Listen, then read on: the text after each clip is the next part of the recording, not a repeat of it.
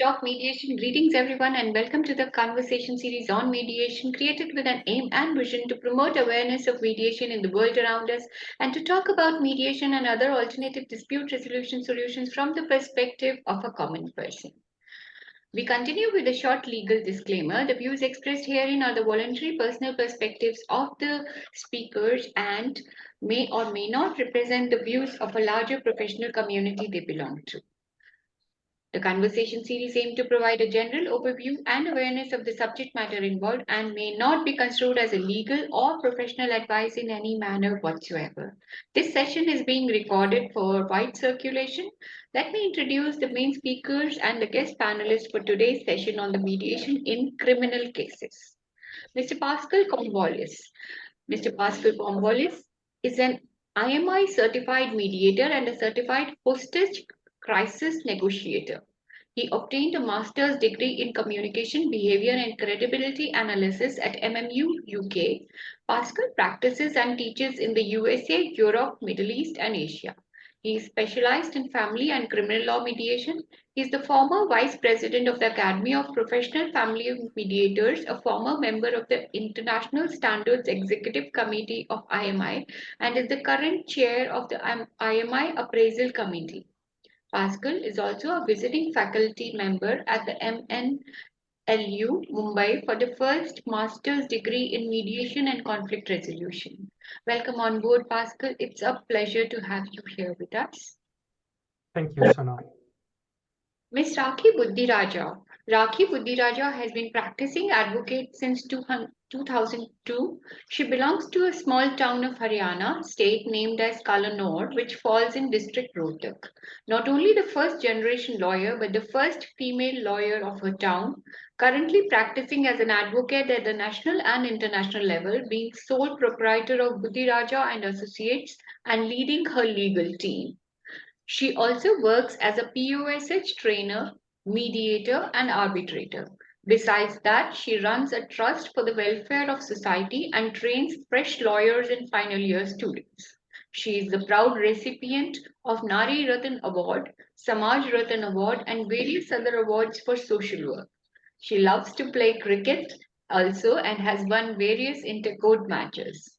Welcome on board, Rakhi. It's a pleasure to have you here with us. Thank you, Sonal.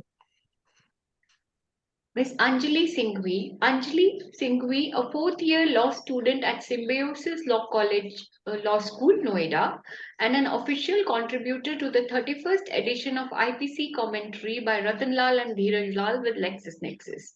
She is the member of the Basketball and Debate Society of the college. Along with this, the student representative of the Disciplinary Committee of the university. She has had the opportunity to complete her internship with the best, like the in-house team of Sri Cement Limited, arbitration team of Trilegal, and with the chambers of Senior Advocate Harish Salve and Senior Advocate Ashwarya Bhatti. Welcome on board, Anjali. It's a pleasure to have you here with us. Thank you, ma'am. I think this is my pleasure to be with all of you and just put forth my views. I'm really grateful, ma'am. Thank you so much. Lovely. So, mediation in criminal cases. Pascal, you have been teaching NLU Mumbai, and that is your subject. And as you are aware, that India is gearing up for the new mediation bill becoming a law. And now mediation is going to be the first choice, hopefully, for dispute resolution. And criminal cases being mediated is a new thing for India, as well for mediators also, as well as I think for lawyers also. Rakhi and Anjali both would agree there. So we would first of all want to know what is criminal mediation from the perspective of a common person, because that will be information for everyone, even the legal fraternity also. So Pascal, over to you. Yeah, well, mediation in criminal cases, and it's also sometimes I tend to avoid the term restorative justice, because there's several definitions of restorative justice, but one of them, the most common, is restorative justice being used after the sentence has been spoken and people just go back into just their community. So you have family of the victim, the offender, and then the community. So it's more of just a triangle. When we're talking about just mediation in criminal case, it can be at in every phase. Most of the time, or especially in the jurisdiction of the Netherlands, it's pre-trial. So whenever a case comes to us, the mediation center of the court will look, okay, is this a case that might be good for mediation? And only in that sense we talking about 4 elements, especially just the voluntariness and the willingness. Are people willing to be at the mediation table and find a solution for that? If so, then the case will just come to us, and we'll just have the separate the intake, and not necessarily to see who is right or wrong or what actually had happened, because that's something where is in the area of law enforcement and judges. Is rather than just to have this investigation of what is necessary in order to leave everything in behind and have a better future in that sense. To which kind of just agreements can these people come? And it could be everything. One particular design of just in that sense is that it's not replacing the whole court process. No, it's next to. What does it mean? That the outcome of the mediation, whatever it is, the court will take it into account. He or she will have to look at it and say, okay, yeah, this is feasible, that is very good, the case can be dismissed. Or even that the judge say, like, this is a great agreement, but I still feel that some form of punishment, whatever that punishment is necessary, and could also be from a society just perspective. And you cannot walk away with murder in that sense. That will just cause a whole uproar. So that's in short what mediation criminal case is. The other aspect is, are lawyers, are they playing a role in this whole process? Yes, definitely they do. I think they even have a crucial role in that sense, as they're acting just as they're just legal advisors to see where they can just assist them. Because personally, as I'm saying, I'm not a lawyer. I don't have a law degree. I'm just only facilitating that sense the process. Everybody has their own profession just in that sense. And one of the main reasons I see that it would work to not have that nice thing of knowing everything about the law. What's the issue we're dealing with actually? Is it the issue that is the law the issue here? Or is there between the interaction between the clients or the people in front of us, is there the issue? I would argue that the people would have the issue. If we are able just to solve in whatever way that part, that interactional just part, then we can always just see this at a second step, how it would work in a context of laws and local legislation. So that's in short, in the Netherlands, how we just work it just at this time. And people might ask, well, it doesn't make sense. How successful is it? Well, I can tell with all just full pride that 90% of the cases can be just or will be solved through mediation in criminal cases. And it could be everything. It could be from an immaterial, so we shake hands, we won't say goodbye, we go each other way, but it could also from a material perspective. So when it comes to claims, damages, and the payment itself, and it's based, the most basic driver is it's all about fairness. Everybody has their own standard of fairness. whether it's just a rape case or a robbery.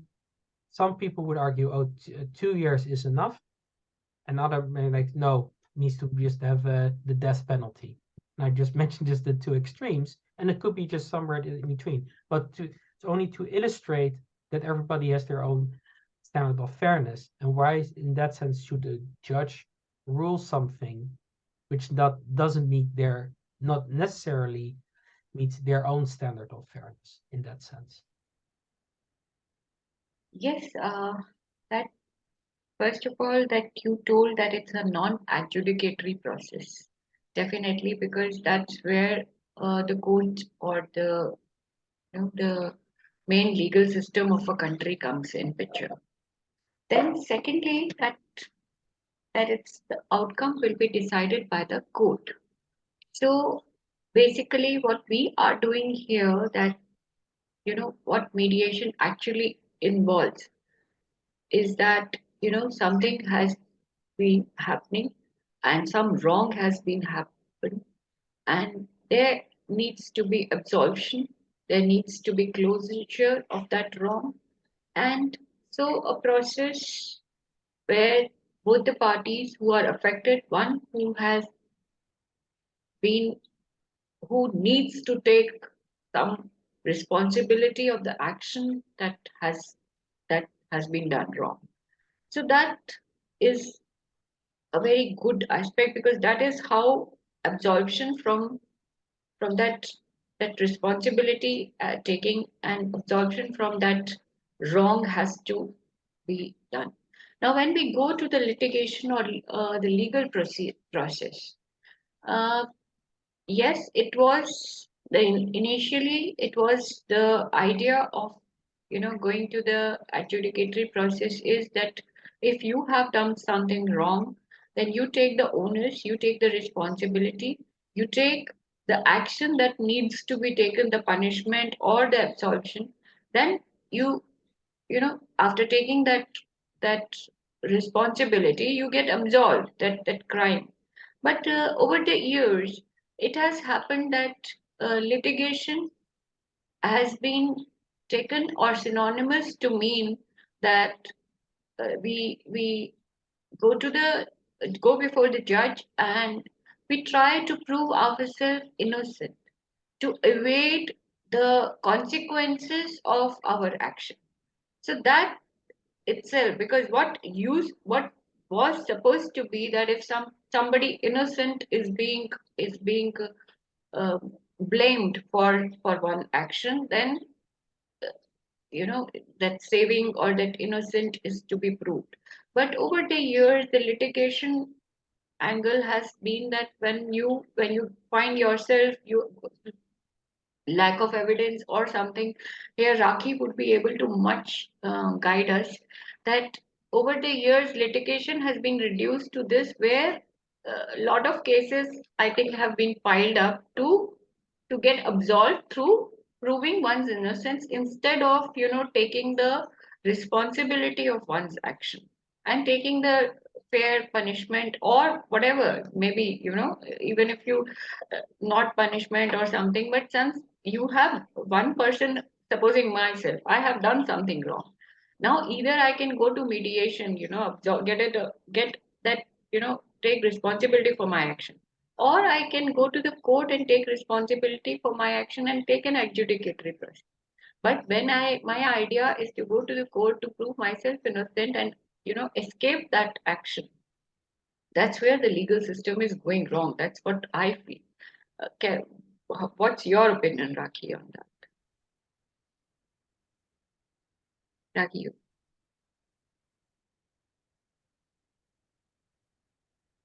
Raki, you are on mute.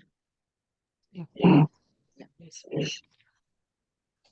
So basically, what I have noticed in the court,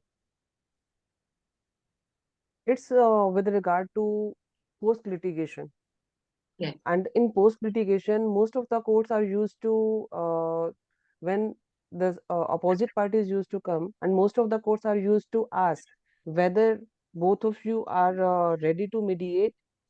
You want to uh, discuss, or you want to sit on the table and discuss your issue and resolve the matter amicably. If both the parties are ready to move to the mediation, then the court is used to. Sometimes what is used to be happen, either of the parties, no, I don't want to go to mediate, I will teach him the lesson. Yes. Yes. And even otherwise, the opposite parties used to say, no, no, he has filed a case against me, so I'll teach him the lesson. So more oftenly, being a lawyer, I'm used to make understand my client, whether it may be the first party or the second party. I'm used to make them understand there is no fruitful purpose. If you want to come to court for 6 to 7 years and used to spoil your time and money, you can come, not an issue. If you want to settle your issues, settle your problems within a stipulated time period with no cost, let us go to mediation. With many of the times, I'm used to win, to take the parties to mediation, because I'm a mediator also. And my concern is basically that my party or other parties should not waste their time in the litigation. Yes. Basically, that's what where where I think Pascal. It Yeah, I would like to add on to that Yes. because you're absolutely right, Aki. What we tell people, um, they ask us sometimes, well, I I really have strong case. Will I win? What are the chances? And I would say like, well, you have to look at it this way. You probably have a great counsel, and he will just tell you you will win. Yes, there might be a slight chance that you will lose. Yep. So there are two options: win, lose. I would argue there is not the third option, that the judge will rule something that both parties are not satisfied with. Yes.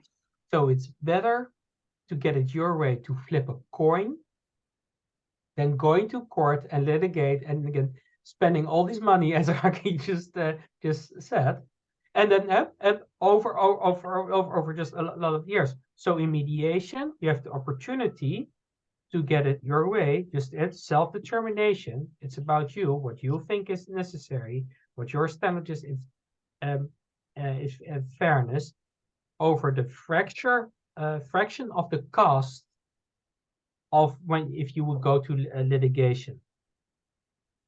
And if we tell it that way, to like, they have the more the sense, they just want to go for it. But moreover, it does not necessarily mean, and I would like to hide that to every lawyer or just students, it doesn't take away your whole business away from you.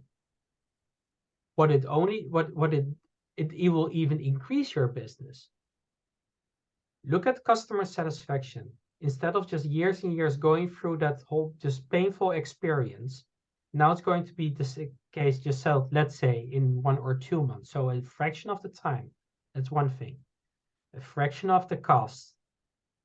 And you're so much and good things people will tell around.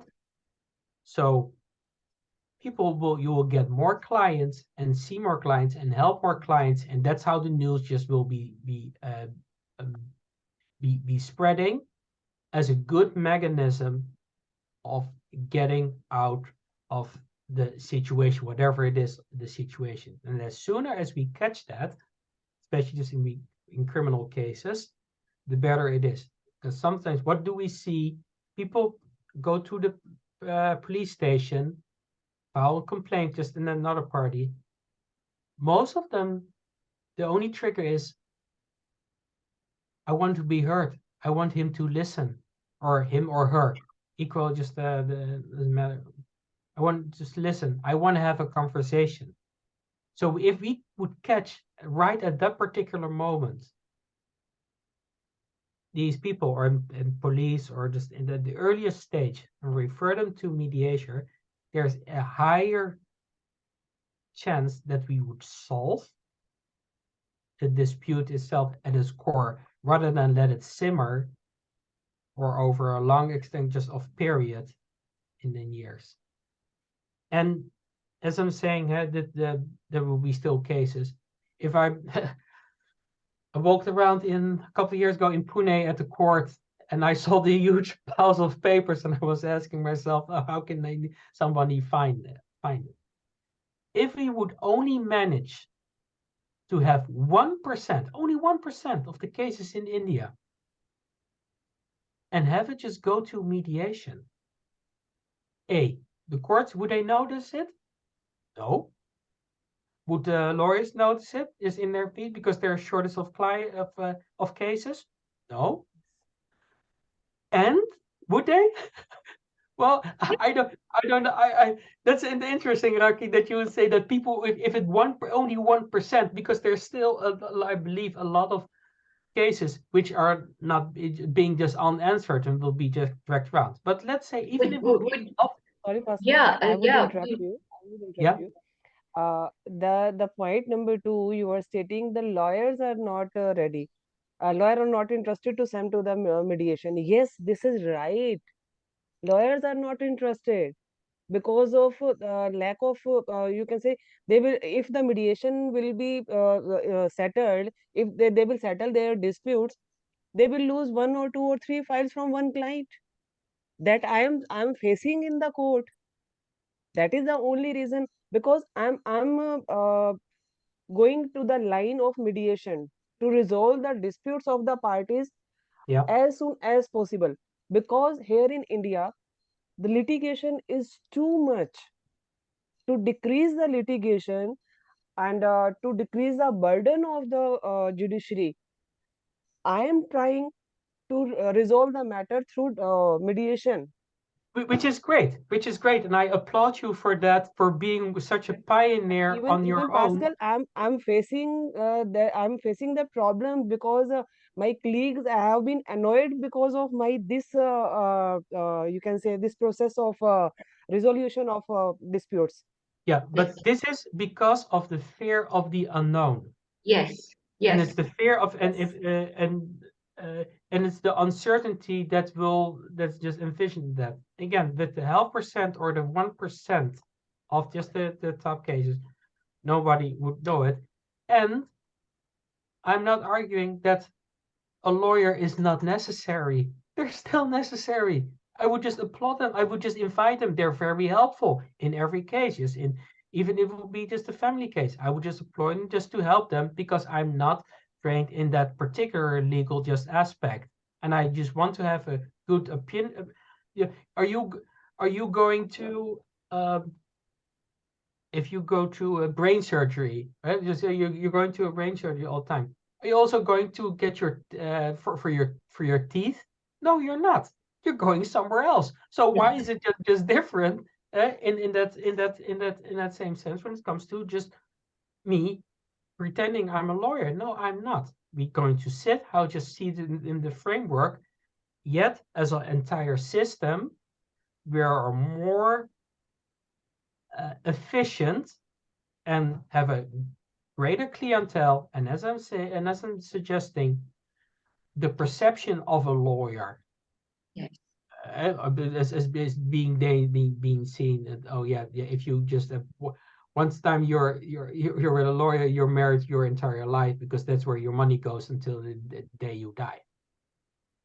Which cannot be true. So if you have that, just change that perception. And I know there are hardcore litigators. But again, and if I ask the question, what's the issue? Is the law? People having an issue? They all say, yeah, people are having an issue. Yep. But they're still just thinking with well.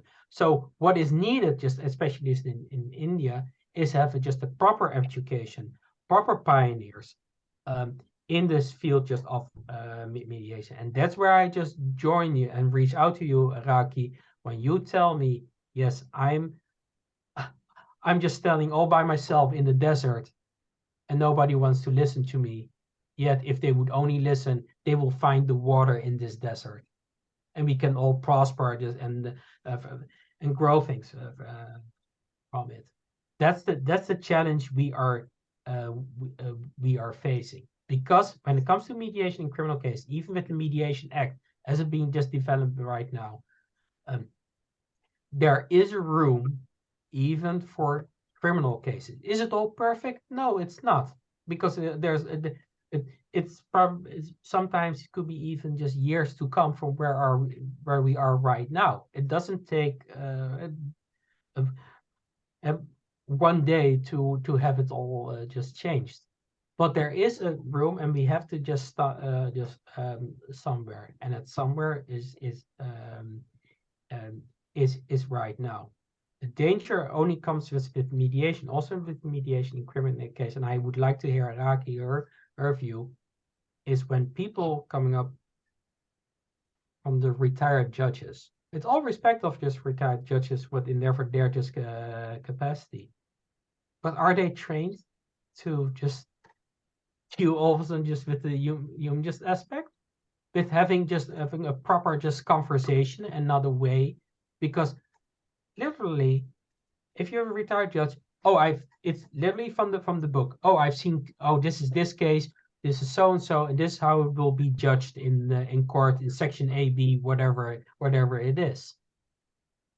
We need to let that go, because every case is unique. There's a different dynamic. There are different people just in front of you, and I am hesitant just to believe whether the retired judges straight from the bench just going just into just mediation and pretending just to do mediation, if they would do just the right thing and would not harm the true business and see the true value of proper mediation.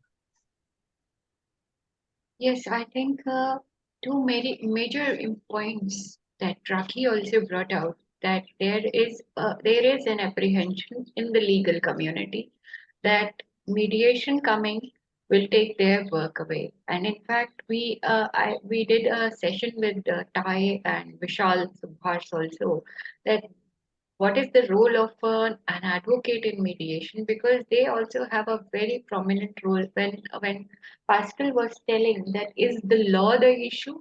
Because if there is a case where law is the issue, and still if judges or it comes to mediation, then some points may be mediated, some points would have to go to litigation also to be determined, or maybe the punishment or the adjudicated process will follow after mediation also.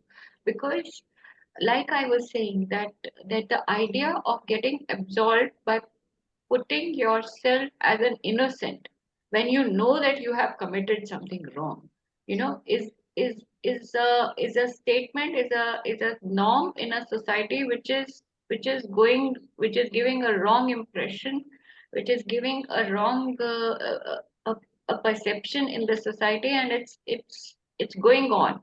Because there we are talking about restorative justice, where if I have done something wrong, then I get the opportunity to make it right. And there comes, the idea of a disciplined, a society which is based on morals and values. Because we've lost it somewhere if we are thinking that, we should I can do anything, and then I can go and prove it in the court of law that, I was innocent, I have not done it, and I get absolved. So that idea has to go. And slowly and slowly, when mediation will come, and lawyers will realize their role also, because keeping keeping the sanctity of the profession, the honor of the profession, because you fight for something, you are standing there, it's an honorable profession. And when you, I mean, when you perjury, like, it's not even considered a crime, and not even in the thought process to be considered a crime. That is a wrong practice which has been picked up over the years, and which has been over glorified, I should say.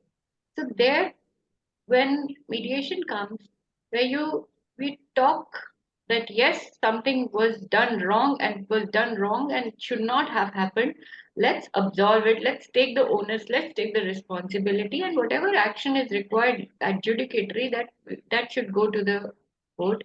And when judges or lawyers will realize that, That will make a huge impact in building a society based on morals, ethics, and values, which we are going to give to our next generation also. And there's one point that Pascal took, which is a very sensitive point as far as India is also concerned, that when retired judges are coming, are they trained?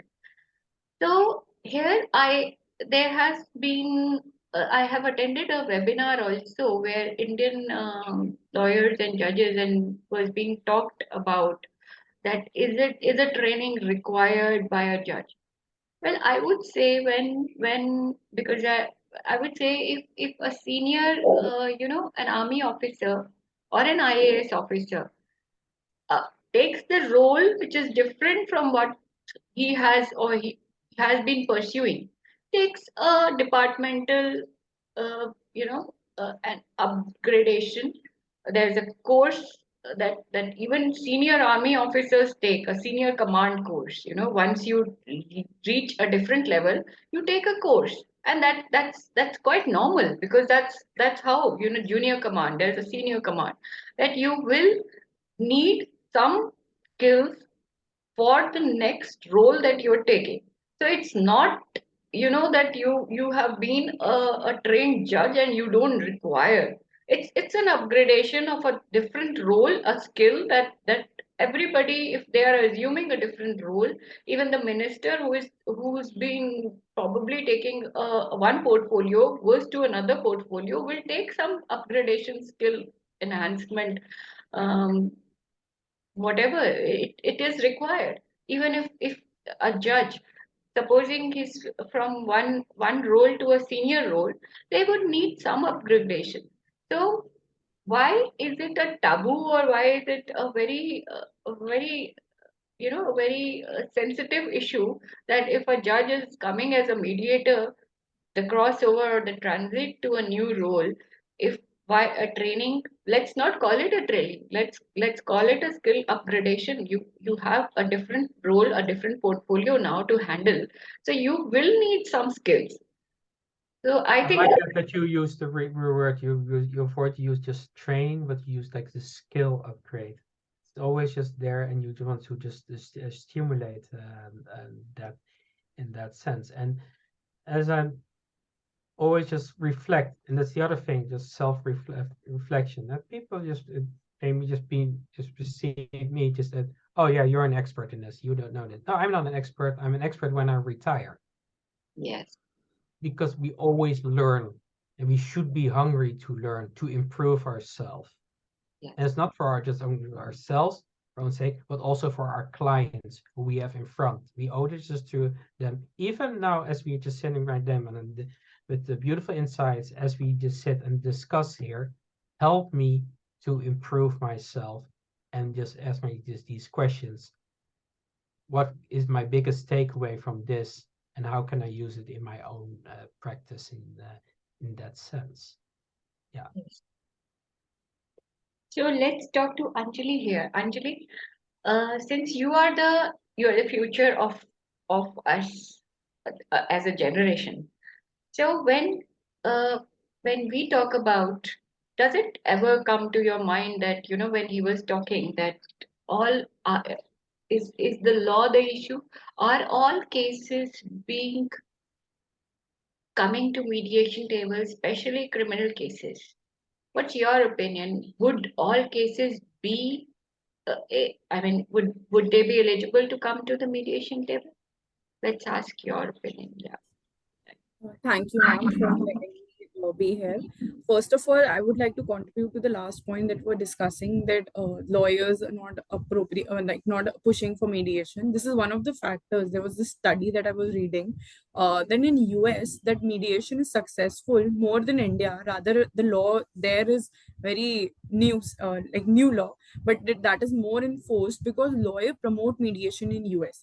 They feel that this is also a source of income for them, and that's how a developed society goes ahead. So for you, if we have this comparative analysis between India and US over mediation, this can be a very great point that lawyers also push this point. However, when it comes to Indian society, I feel one thing that all of us should understand, that we are a very multicultural country. Like our law system is affected by a lot of cultures, a lot of practices, and those practices are imbibed in us since we are born.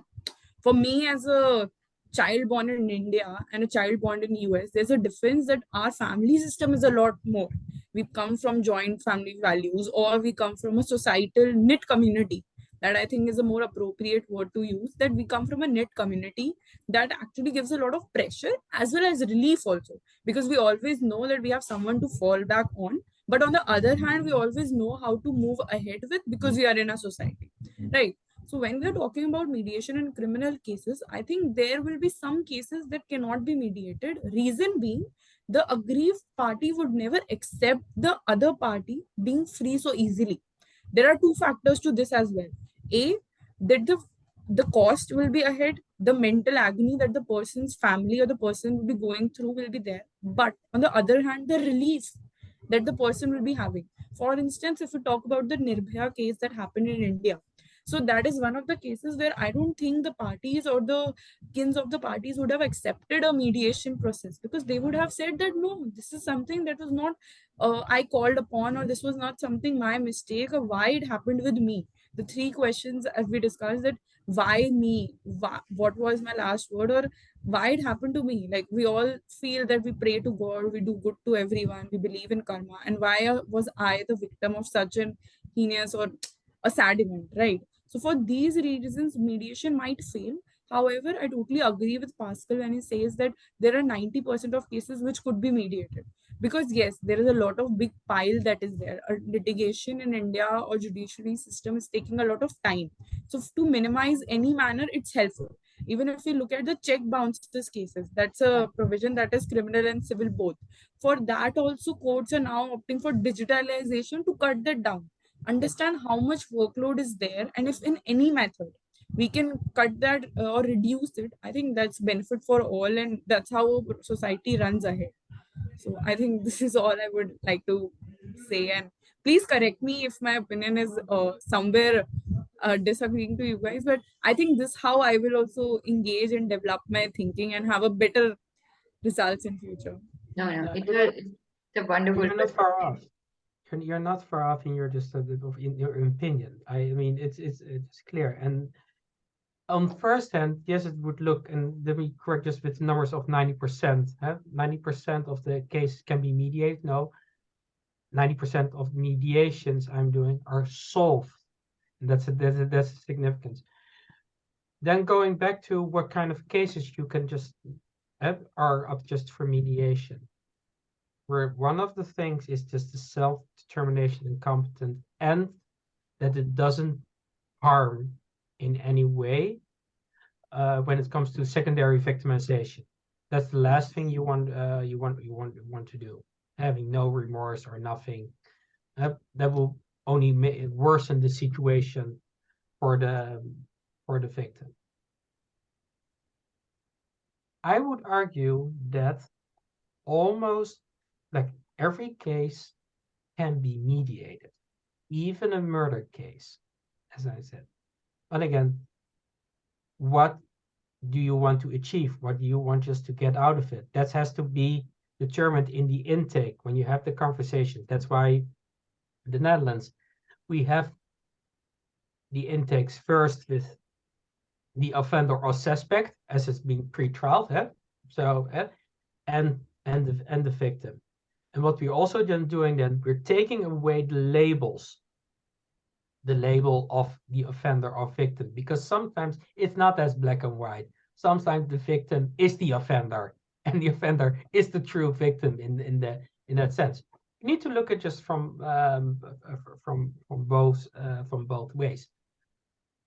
Does it mean in the extreme case, a murder case or a rape case, that you can get away with it? No, it does not mean that.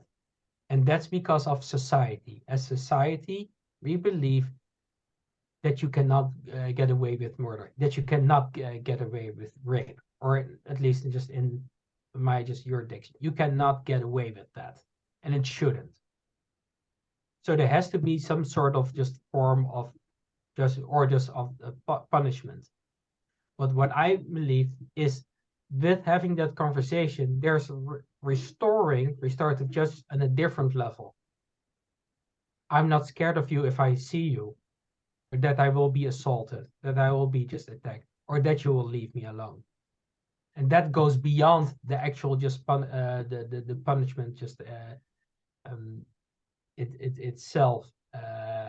I believe, but we need to just educate just the people who are sitting at the table, who are willing to have these conversations just with us, and the public. Yes. Public with that just sense, oh yeah, that's free for all. Oh yeah, you just have your pro bono conversation, and yeah, you sort all things out, and you sign some papers, and then you get away. No, because the agreement is part now of the court file, and there's signatures on it. So this has to be just some sort of enforcement, and that's what we end. So already that perceptions of from people, because I sign out something, I have to commit to something, makes it already just a chance of people just going back into and just doing the same crime again, reduce the amount of chance of doing that, and that's being one of the outcomes of research just throughout the Netherlands when it comes to the how high is the chance that it would happen just again with this person. So Raki, what's your take on that this? Especially Rakhi, I want to know if, since you are also doing POSH cases now, especially at workplace, it will be always that a company would want that such cases be handled by mediation in closed doors with confidentiality, and such cases don't go out because the reputation of the company would be involved. But are all cases of such nature being like uh, like Pascal puts it, that is legal law involved? Are they capable of being mediated? First thing. Secondly, if there is one victim and the other person who is wrongdoing, have you ever found that there is remorse there, or sometimes the victim or the person is just trying to fake remorse to get away from punishment, as he was saying that when such cases if being mediated in closed doors, because they are crime against the realm, against the larger section of the society. It's not just against one person, rape or offenses like these. So, where do you have a fine line there that this case should not be mediated? This should be adjudicated. Let's. First of all, Mr. Pavan, I would like to tell you, in post there is no provision of mediation. Okay. Yes, sections 10 of Post Act says it can be conciliated if complainant agrees, but there is a no portion of financial benefit. Yeah, financial benefit definitely not, but there such cases, uh, like Pascal was also saying, sometimes the victim is the offender. There's no clear cut line there, because sometimes such cases are false also, that two consenting adults, now suddenly something wrong happens, and now one person becomes the victim, one person becomes the harasser. So here in such cases, first of all, these kind of cases. Secondly, there are cases where you know yes, clear cut victim is there, clear cut offender is there, and there could be the nature of the case is like that maybe there is remorse, and maybe the victim would want that let's not go, because when a person goes to the court, it's not confidential, things will come out in open. Maybe the victim also doesn't want that these things should come out. So have you, and what is your experience? How is, and where is the fine line being drawn?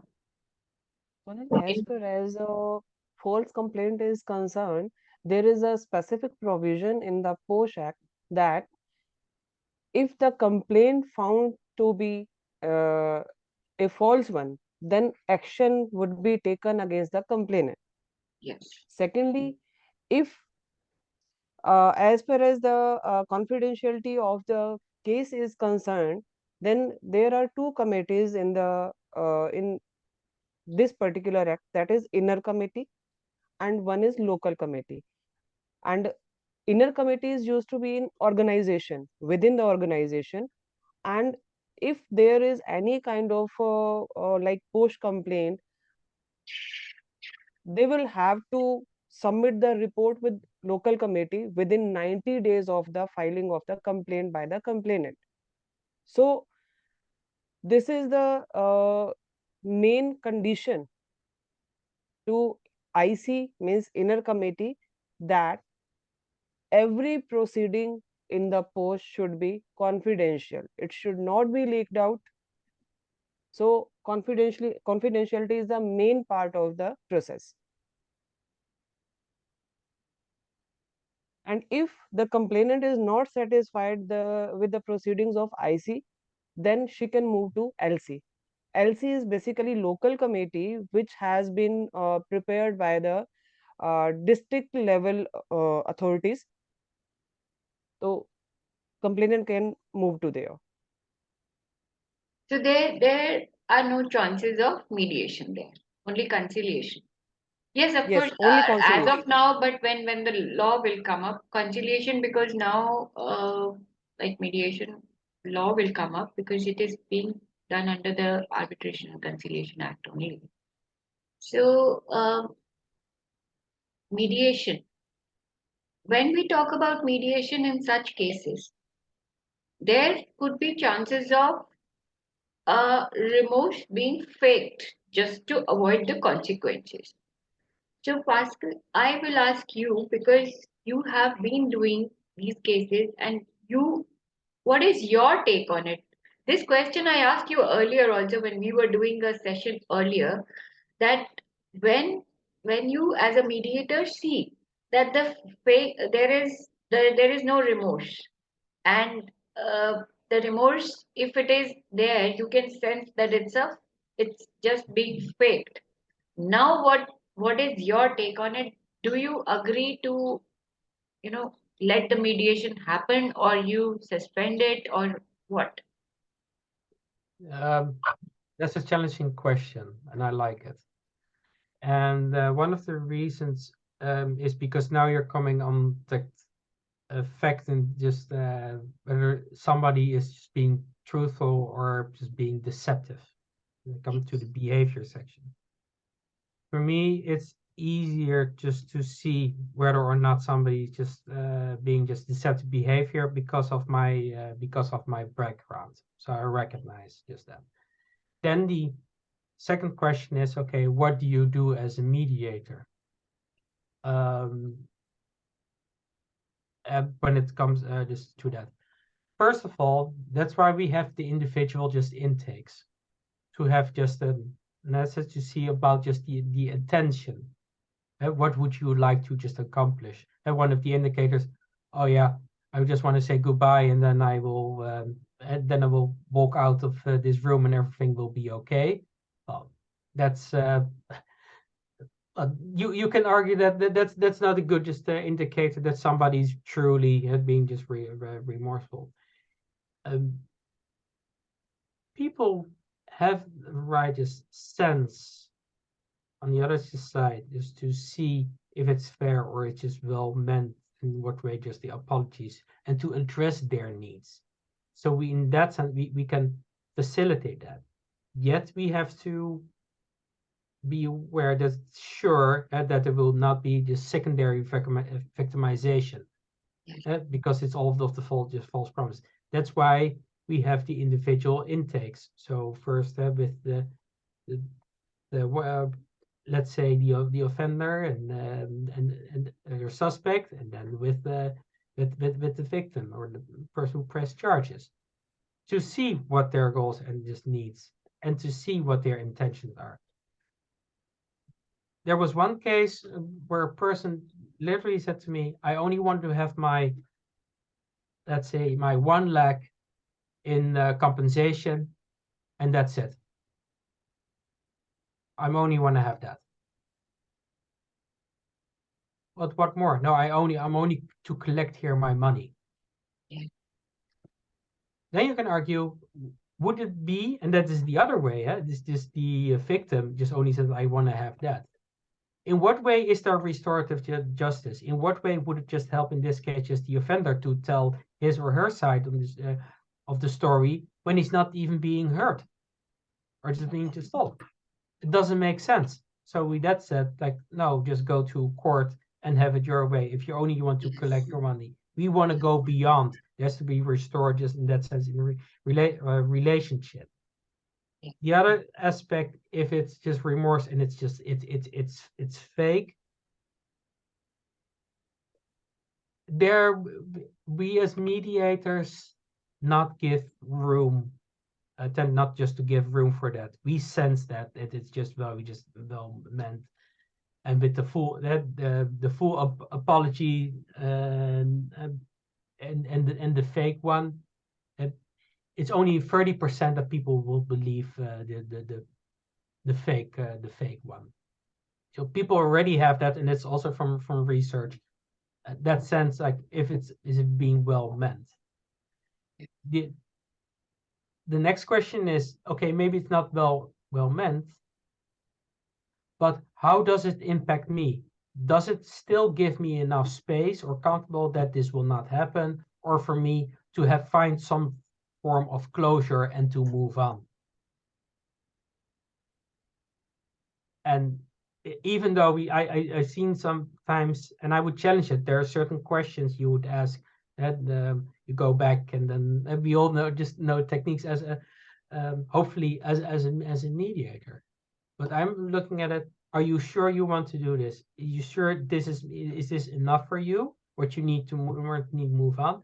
If it's enough for them, fine. I will think mine of the. I think I have my own just opinion on it, which I will not just reveal. Yes. The other thing which is nice with mediations in criminal cases, we do it with two mediators. There are two reasons for that. One is the 4I principle, to see more especially, and with building rapport. The other one is more obvious one is safety. Nothing ever happened in court. We have the criminal cases mediation at court. So as soon as there something would happen, which never ever happened so far, we can just press one button and law enforcement will come up and assist us.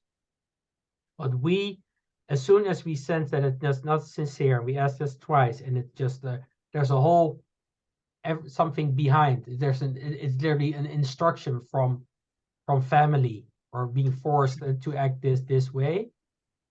Then we say, okay, voluntary basis, which means you can leave or stop this mediation at all time. But it also at the same time it means that we as mediator, for whatever reason, we can stop it.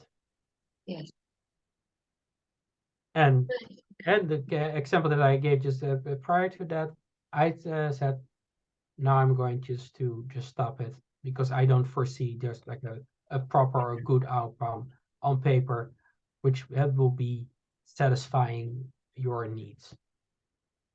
Yes, that's very important, because see, if a rape case comes on mediation table, and you, obviously the victim, if the perpetrator is willing to pay price in money, and the victim is willing to take money, then that is,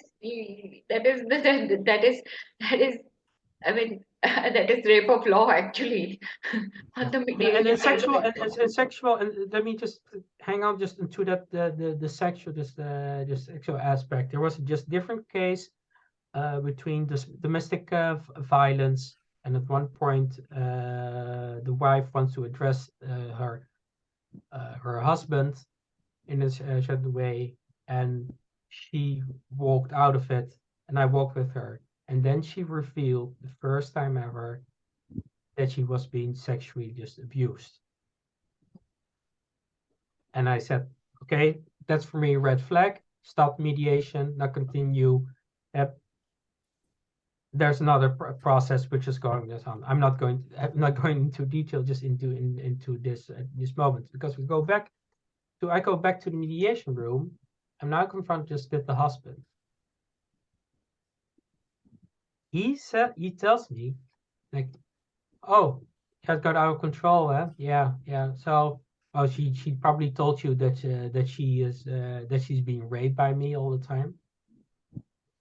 And I said, well, what makes you think of that?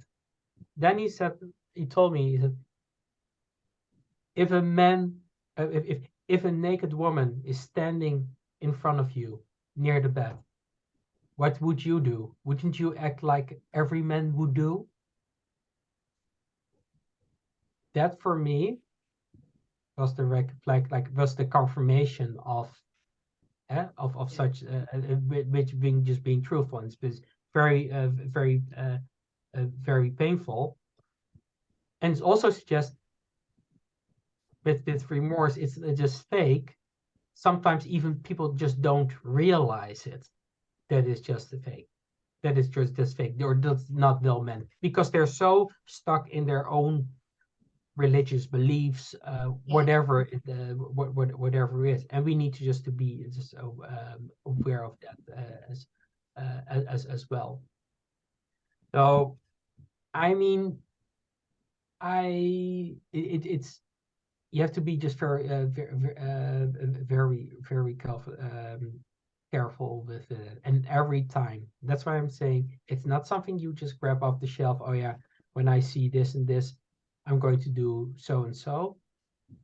No, you have to treat every case individual by it just first, and not just blur just certain way. Okay, if I do this intervention, then we'll have this outcome. Because what could work for other clients and couldn't potentially work, not in other just settings. And as long as we are sharp with that, all of that, what's happening just in the interaction, reading between the lines. I'm always saying, if you're not exhausted as a mediator by the end of the session, you did not do a proper job because of that, because you want to just have everything out of your the clients in that Yes, sense. every That's case. a long answer to your question, but No. do I see what I do? Yes, I sometimes intervene, and it depends on the situation, whether it's being hurtful or not for the other party. And I I would like to have read your book. It's here with me.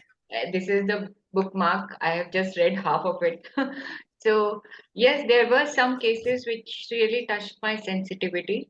And yes, you are doing it with two mediators are there, because as you told that it's like the 4I principle that, you know, and the safety is also because most of the cases criminal uh, offenses, and then yet every case is different, as you were saying, and it would require a lot of mature outlook of a mediator also, whether they want to continue with this, because I'm glad that it's being taught in the colleges, law colleges, because as you were saying that there are times, because and our law students are doing it very nicely. When we go to the mediation competitions, they are very well trained. They are conducting mediations very professionally also, because when a person who has been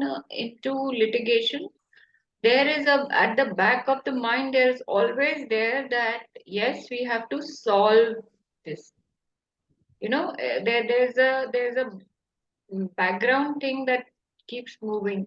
But when you are a mediator, as you said, Pascal, that was a red flag for me. So you have to keep your red flags ready, because in your mind that should be there, that not every case is going to be mediated.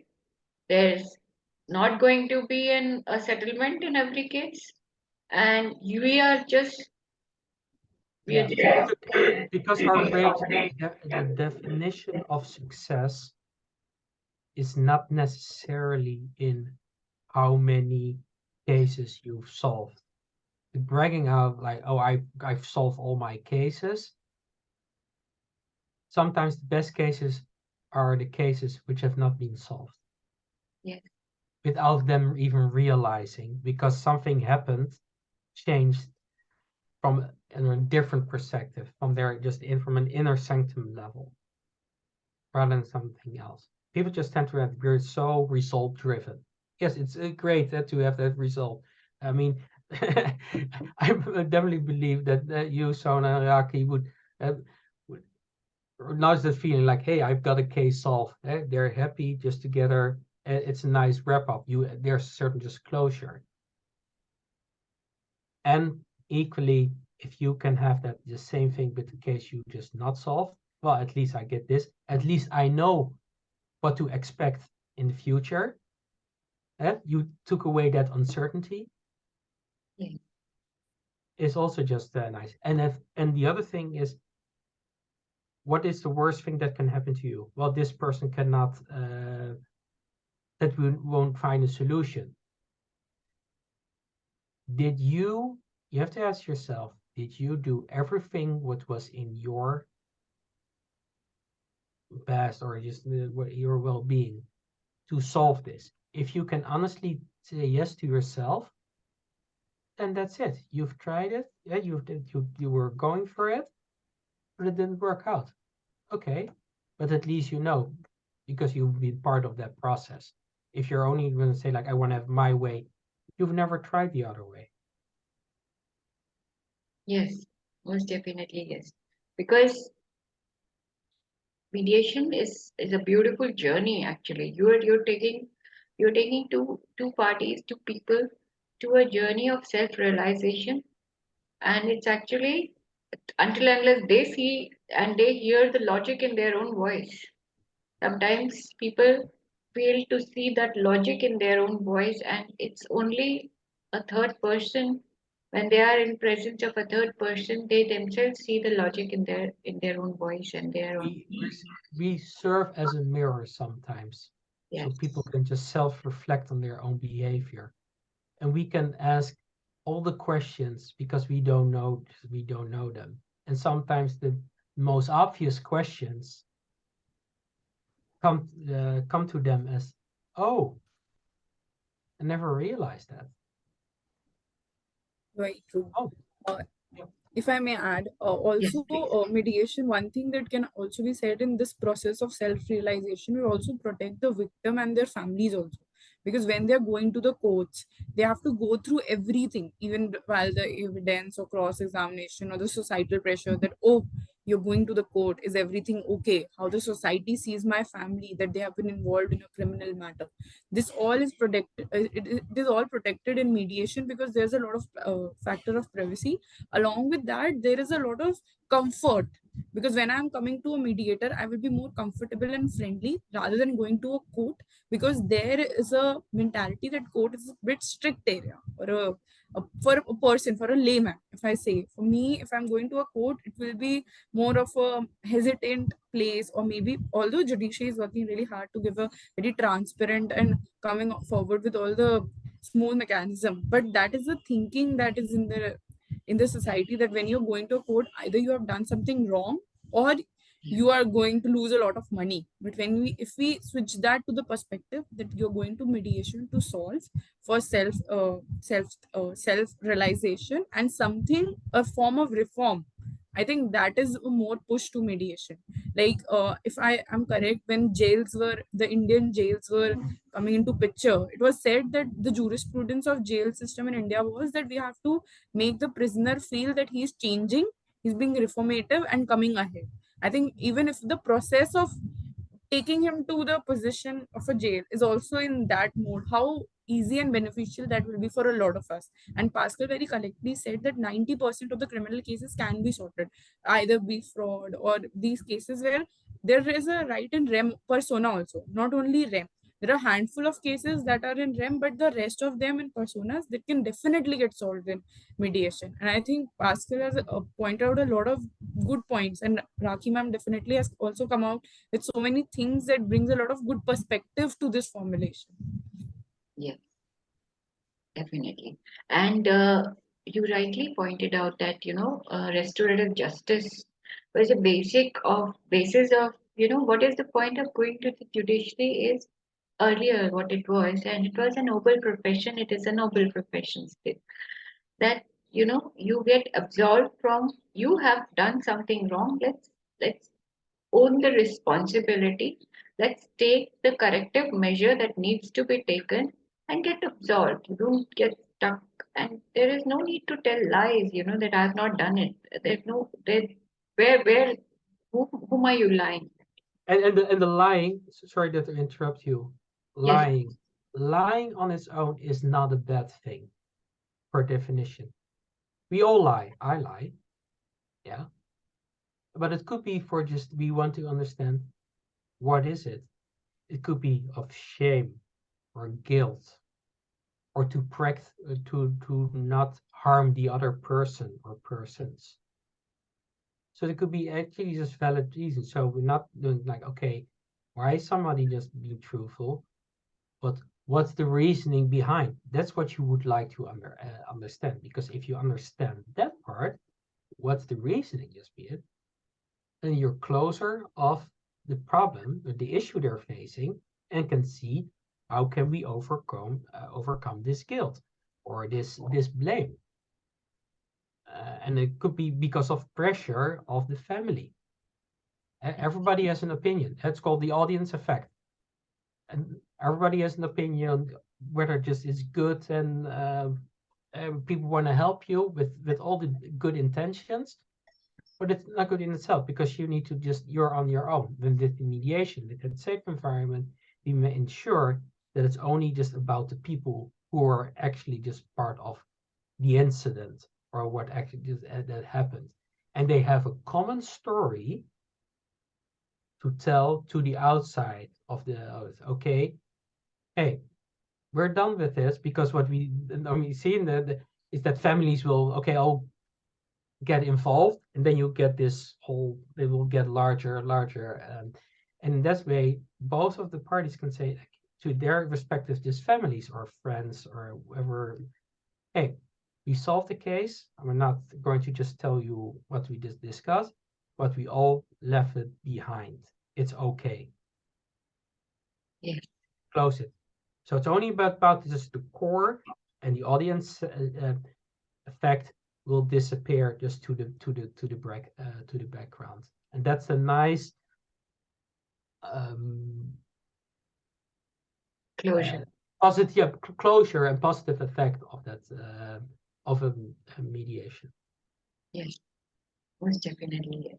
And I, as a concluding statement, I should say that with a lot of freedom will come a lot of responsibility also for a mediator, because this criminal mediation, especially, would involve a lot of sensitivity, a lot of responsibility, and a lot of maturity to handle such cases where chances of having your red flags should be, once you see a red flag you have to stop it, because chances of the miscarriage of justice should not happen on the mediation table.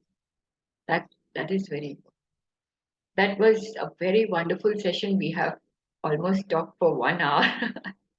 That was wonderful, and thank you everyone. That was a pleasure having this conversation, and I'm very sure that people who would be listening will be learning, and it will be beneficial for us as India, because India marches forward soon into mediation. being the first channel of dispute resolution, hopefully. Thank you, everyone. Thank you. I would like to